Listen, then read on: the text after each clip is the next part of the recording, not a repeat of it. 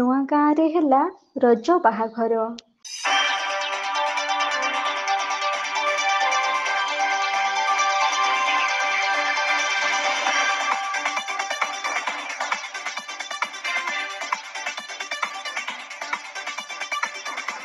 ବାହାଘରର ପରମ୍ପରା ଅନୁସାରେ କୁନି ପିଲାମାନଙ୍କୁ ବରକନ୍ୟା ବେଶରେ ସଜେଇ ଦିଆଯାଇଥିଲା। ମିଛ ବାହାଘରର ଚରିତ୍ର ନେଇ ଗାଁ ଝିଅ ବୋହୂମାନେ ବାହାଘର ରୀତିନୀତି ଅନୁସାରେ କାର୍ଯ୍ୟକ୍ରମ କରି ଏକ ବାହାଘରର ମାହୋଲ ସୃଷ୍ଟି କରିଦେଇଥିଲେ। ସତେ ଯେମିତି ଜଣାପଡ଼ୁଥିଲା ଗ୍ରାମରେ ଚାଲିଥିଲା ଏକ ସତସତିକା ବାହାଘର। ବାହାଘର ପ୍ରସେସନ କରି ଝିଅ ବୋହୂମାନଙ୍କ ସହିତ ଛୋଟ ପିଲାମାନେ ନାଚ ଗୀତରେ ମଜବୁଲ ହୋଇଯାଇଥିଲେ। ଗାଁ ଦାଣ୍ଡରେ ପ୍ରସେସନ କରି ଝିଅ ବୋହୂମାନେ ବରକନ୍ୟାକୁ ଗ୍ରାମ ପରିକ୍ରମା କରାଇଥିଲେ। ଖୁବ୍ ଆକର୍ଷଣୀୟ ହୋଇଥିଲା ଗ୍ରାମ ପରିକ୍ରମା ଦୃଶ୍ୟ। ଜଣାପଡ଼ୁଥିଲା ସ୍ୱତନ୍ତ୍ର ବିଧିବିଧାନ ଅନୁସାରେ ଗାଁରେ ଚାଲିଛି ସ୍ୱତନ୍ତ୍ର ବାହାଘର। ସମସ୍ତଙ୍କ ମନରେ ଉତ୍ସାହ ଭରିଯାଇ ଏକ ସଂସ୍କୃତି ପରମ୍ପରା ଅନୁସାରେ ବିବାହ ବନ୍ଧନର ଏକ ଝଲକ ଗାଁ ମୁଣ୍ଡ ଦଳି ପଡ଼ିଆରେ ଚହଳ ସୃଷ୍ଟି କରିଦେଇଥିଲା। ଏହି ବାହାଘର ଦୃଶ୍ୟକୁ ଦେଖିବା ପାଇଁ ଗ୍ରାମର ପ୍ରତ୍ୟେକ ବ୍ୟକ୍ତି ଖୁବ୍ ଉତ୍ସାହ ସହକାରେ ରୁଣ୍ଡୀଭୂତ ହୋଇଥିଲେ। ଆଉ ସ୍ୱତନ୍ତ୍ର ଭାବରେ ବରକନ୍ୟାକୁ ଆଶୀର୍ବାଦ ଦେବା ପାଇଁ ମଧ୍ୟ ପଛାଇ ନଥିଲେ। ପବିତ୍ର ରଜ ପର୍ବର ପୂର୍ବ ସଂସ୍କୃତି ପରମ୍ପରାକୁ ନେଇ ଖୁବ୍ ଉତ୍ସାହ ସହକାରେ ଆୟୋଜିତ ହୋଇଥିଲା ରଜ ବାହାଘର।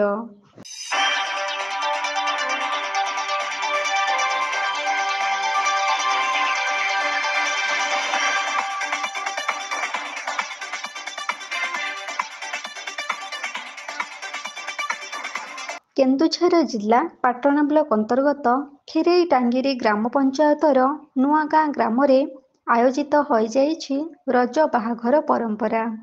ଗାଁର ଝିଅ ବୋହୂମାନଙ୍କ ମିଳିତ ସହଯୋଗରେ 3 ଦିନ ଧରି ଖୁବ୍ ଧୁମଧାମରେ ରଜ ଉତ୍ସବ ପାଳନ କରିଥିଲେ।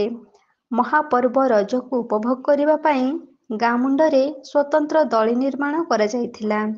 ଝିଅ ବୋହୂମାନେ 3 ଦିନ ଧରି ଦଳି ଗୀତ ବୋଲି ଦଳି ଖେଳର ମଜା ନେଇଥିଲେ। ତାପରେ ଆରମ୍ଭ ହୋଇଥିଲା ରଜ ବାହାଘରର ପ୍ରଥା। ପ୍ରଥମେ କୁନି ପିଲାମାନଙ୍କୁ ସ୍ୱତନ୍ତ୍ର ଭାବରେ ବରକନ୍ୟା ବେଶରେ ସଜେଇ ଗାଁ ଦାଣ୍ଡ ପରିକ୍ରମା କରିଥିଲେ। ତାପରେ ଦଳି ମୂଳରେ ସଜ୍ଜିତ ହୋଇଥିବା ବେଦୀ ଉପରେ ମିଛି ମିଛିକା ବ୍ରାହ୍ମଣର ମନ୍ତ୍ରଧ୍ୱନି ବୋଲି ରୀତିନୀତି ପରମ୍ପରା ଅନୁସାରେ ବାହାଘର କାର୍ଯ୍ୟ କରିଥିଲେ। ବେଦୀରେ ବାହାଘର କାର୍ଯ୍ୟକ୍ରମ ସାରିବା ପରେ ଗାଁର ସମସ୍ତ ଝିଅ ବୋହୂମାନେ ନାଚ ଗୀତ କରି ଗାଁ ଶେଷ ମୁଣ୍ଡରେ ରଜ ବିଦାୟ କରିଥିଲେ। ଖୁବ୍ ନିଆରା କାର୍ଯ୍ୟକ୍ରମ। ଏହି ରଜ ବାହାଘରର ଦୃଶ୍ୟ ସମସ୍ତଙ୍କୁ ଖୁବ୍ ଆକୃଷ୍ଟ କରିଥିବା ବେଳେ ନୂଆଗାଁର ଏହି ରଜ ବାହାଘରକୁ ଝିଅ ବୋହୂମାନେ ମହା ସମାରୋହରେ ପାଳନ କରିଥିଲେ।